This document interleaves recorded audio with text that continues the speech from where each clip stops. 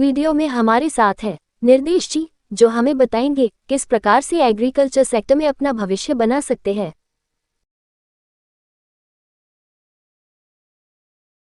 तो मेरा नाम है डॉक्टर नितेश कुमार चौधरी और मैं भी आरबीएस कॉलेज आगरा बिस्पुरी में as a assistant professor posted हूँ। और जी। अभी मैंने 2022 में ही मेरा अ, इसमें पोस्टिंग ज्वाइन हुआ है अभी। तो इधर जैसे मेरा पीएचडी कंप्लीट हुआ है उसके बाद ही मेरा इसमें हो गया था, तो मैंने इसमें ज्वाइन किया है। एग्रीकल्चर में पहले तो आप कैसे आ सकते हैं इसके बारे में थोड़ा सा बताऊंगा आपको कि 10th तो नॉर्मल हर कोई करता है, किसी भी आप स्ट्रीम से होते हैं नॉर्मल 10th करते हैं। उसके बाद में फिर आपको डाइवर्सिफिकेशन होता है कि आपको किस में जाना है, कि आपको साइंस लेना है या उसमें आर्ट्स में जाना है, या फिर अगर साइंस भी लेना है तो आपको उसमें क्या लेना है। तो अभी तक सबके मन में यही है कि या तो इंजीनियर बनना है, डॉक्टर बनना है। जी। एग्रीकल्चर पे ज़्यादा कोई फोकस नहीं करता है, तो वो या तो मैथ लेता है इंटर में या तो बायो लेता है। आप एग्रीकल्चर ले सकते हो, बहुत अच्छा स्कोप है इसमें, क्योंकि आप इंटर एग्रीकल्चर से कर सकते हो। और ऐसा नहीं है कि एग्रीकल्चर में आपको फ्यूचर बनाने के लिए सिर्फ इंटर एग्रीकल्चर करने के बाद ही आपको मौका मिलेगा। अगर आपका मैथ से है या बायो से है तभी आपके पास ऑप्शंस हैं, आप बीएससी कर सकते हो एग्रीकल्चर में। तो ऐसा नहीं है कि आप एग्रीकल्चर से हो तभी कर सकते हो। आपका 12th, आपकी इंटरमीडिएट चाहे एग्रीकल्चर से है तो भी बेस्ट है, आपका मैथ से है तो भी आप आ सकते हो, बायो से हो तो भी आप आ सकते हो। तो आप इसमें आपका अंडर ग्रेजुएशन के लिए आपके कई सारे एग्जाम्स होते हैं, स्टेट लेवल के होते हैं और फिर नेशनल लेवल के भी होते हैं। तो जैसे स्टेट लेवल पे हम यूपी में हैं तो उसकी बात करें तो स्टेट लेवल पे हम बीएचयू का अलग से आता है, बनारस हिंदू यूनिवर्सिटी का। और यूपी कैटेट का एक एग्जाम होता है, तो उससे आपकी जो एग्रीकल्चर की 4 यूनिवर्सिटीज़ हैं यहाँ यूपी में, कानपुर में है, मेरठ में है, फैजाबाद में है और बांदा में है, तो आप वहाँ पे एडमिशन ले सकते हो। इसके अलावा आप अगर आईसीआर एग्रीकल्चर की एक बॉडी है तो आईसीआर एग्जाम करवाती है, आईसीआर के थ्रू आप पूरे इंडिया में जितने भी अच्छे कॉलेजेस हैं आप उसमें जा सकते हो। और ये ऐसा नहीं है कि सिर्फ एग्रीकल्चर के लिए, कोई भी सेक्टर का होगा तो वो जा सकता है एग्रीकल्चर में। तो ये सब के लिए रास्ते खुले हैं, अच्छी बात है। आपके पहले गोल क्लियर होना चाहिए कि आपको क्या करना है। तो जैसे जो बीएससी एग्रीकल्चर है वो नॉर्मल बीएससी नहीं है, ये एक प्रोफेशनल कोर्स है। तो एज ए प्रोफेशनल कोर्स अगर आप सिर्फ बीएससी, अगर आपकी फैमिली बैकग्राउंड ऐसी है कि आप ज़्यादा नहीं पढ़ सकते हो, आप सिर्फ बीएससी एग्रीकल्चर करके ही तो आप डायरेक्टली जॉब कर सकते हो, क्योंकि ये प्रोफेशनल कोर्स है। तो आप इसमें डायरेक्टली प्लेसमेंट हो सकता है, तो आप अच्छे कॉलेज से हो, आपको प्लेसमेंट मिल जाएगा, आपको अच्छी जॉब अपॉर्चुनिटी मिलती है।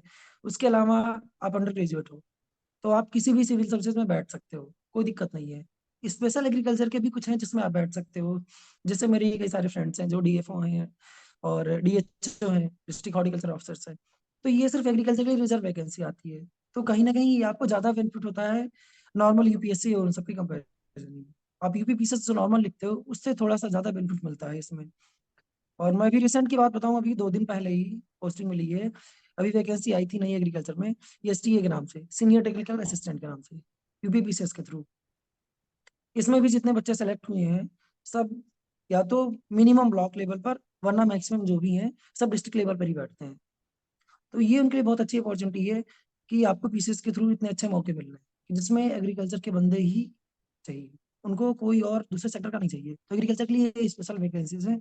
बाकी आप नॉर्मल यूपी यूपीएससी निकालना चाहते हो, आप यूपीपीसीएस निकालना चाहते हो, उसमें भी आप एंटर कर सकते हो। आप उसमें ऑप्शनल सब्जेक्ट अपना जो है इसको चूज कर सकते हो सेक्टर जैसे है। तो पहले था कि बैंकिंग में डायरेक्ट प्लेसमेंट होता था, अब क्या है कि आईबीपीएस के थ्रू एग्जाम होता है स्पेशल अफसर का। तो मैं आईबीपीएस एसओ की बात कर रहा था। तो आईबीपीएस एसओ में क्या है कि जैसे बैंक में पीओ की पोस्ट होती है, ये सब लोग जानते हैं कि बैंक में प्रोफेशनल ऑफिसर्स होते हैं, बैंक मैनेजर्स होते हैं। तो ऐसे आपको एग्रीकल्चर में अगर लोन चाहिए, केसीसी लोन चाहिए या डिफरेंट टाइप के जो लोन होते हैं, इसके लिए इनका स्पेशल ऑफिसर का रिक्रूटमेंट होता है, इसको हम एएफओ बोलते हैं, एग्रीकल्चर फाइनेंस ऑफिसर्स के नाम से। तो इसमें आपको एग्रीकल्चर मस्ट होता है। बहुत बढ़िया स्कोप है इसमें कि आप सीधा ऑफिसर रैंक पे जाते हो बैंक में, अच्छी सैलरी भी है। और बैंक का कल्चर तो आपको पता ही है, ये सब कुछ अच्छा है, कोई इसमें ऐसा नहीं है कि आपको सिक्योरिटी नहीं है। तो आप डायरेक्टली आप बीएससी के बाद में ही आपके स्कोप है कि आप किसी में इसमें जा सकते हो। इवन डीआरडीओ है, रिनोन है, सबको पता होगा कि डीआरडीओ जो होता है, डिफेंस रिसर्च जो ऑर्गेनाइजेशन है, उसमें भी आप जा सकते हो। उसकी भी पोस्ट आती है, थोड़ी कम आती हैं लेकिन इसमें भी आती हैं, जिसमें एग्रीकल्चर के जैसे सॉइल साइंस के बच्चे हैं उनको मांगा जाता है, एग्रोनॉमी के हैं, तो कई सारे सेक्टर के बच्चे उसमें भी मांगे जाते हैं, डीआरडीओ में भी। तो ये आपका यूजी के बाद में ही इतने सारे स्कोप्स आपको मिल जाते हैं। बीएससी के बाद में अगर आपको जॉब नहीं चाहिए, अगर आपको लगता है कि हमको हायर स्टडीज के लिए जाना है और पढ़ाई करनी है, आप एमएससी करिए। इसके लिए पर्टिकुलर सब्जेक्ट होते हैं कि आप किस सब्जेक्ट में स्पेशलाइजेशन चाहते हो, तो आप उसमें एमएससी करिए। एमएससी करने के बाद में आप, कई सारे पोस्ट ऐसे हैं कि जो एमएससी के बाद होते हैं, ठीक है, तो उसमें एमएससी मस्ट मानता है, तो आप उसमें एमएससी पे जाइए।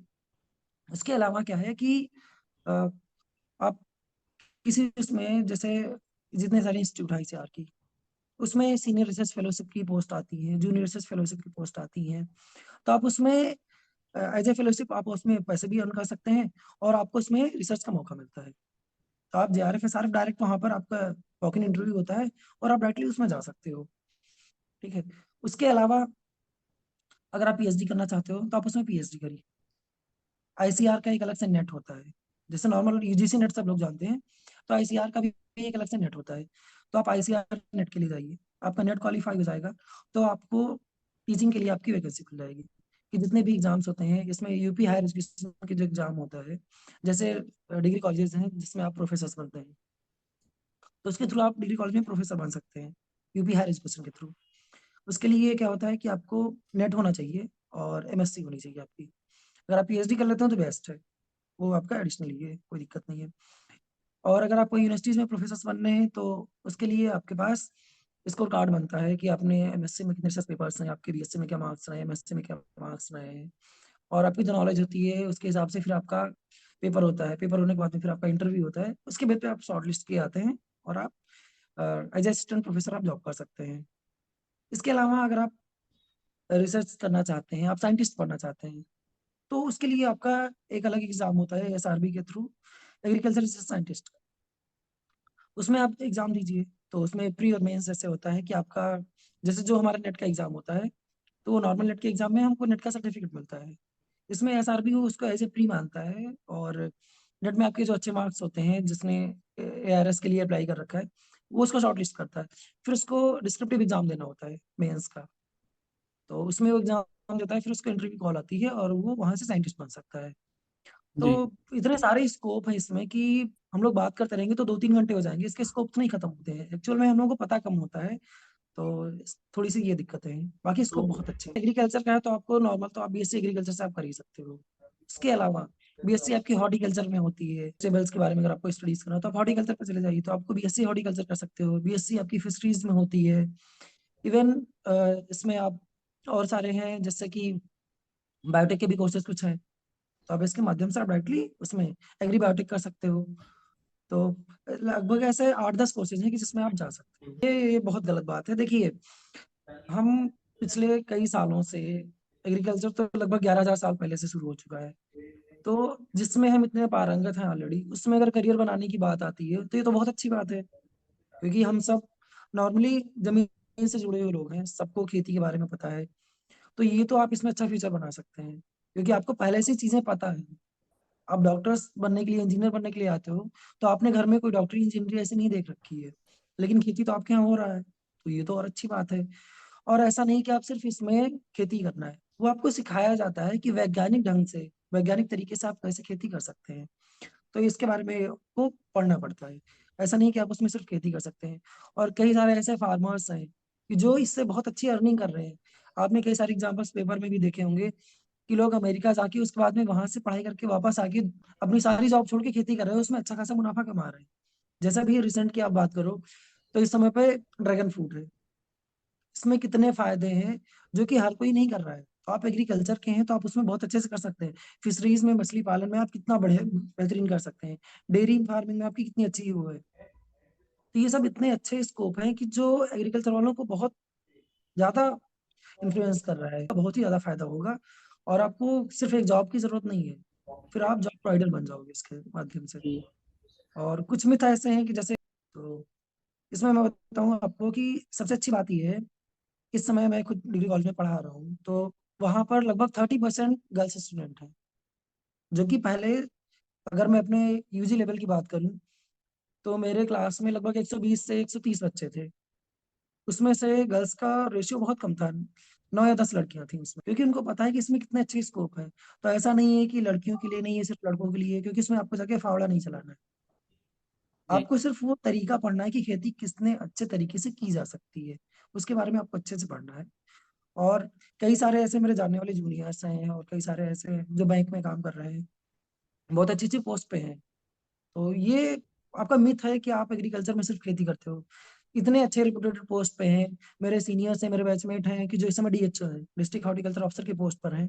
तो ऐसा नहीं कि एग्रीकल्चर का बंदा सिर्फ खेती करता है, वो बहुत अच्छे रैंक पे जाके बहुत अच्छी पोजीशंस पे बैठता है। सारे बच्चों से कि एग्रीकल्चर बहुत बेस्ट स्कोप है, 2-3 वजह से, क्योंकि मैक्सिमम जो हम लोग आते हैं एग्रीकल्चर फैमिली से आते हैं, तो हमें उसके बारे में जानने का भी थोड़ा-सा वो होना चाहिए कि हमको पता होना चाहिए कि एग्रीकल्चर हम किस तरीके से करते हैं और कहाँ-कहाँ हम गलत कर रहे हैं।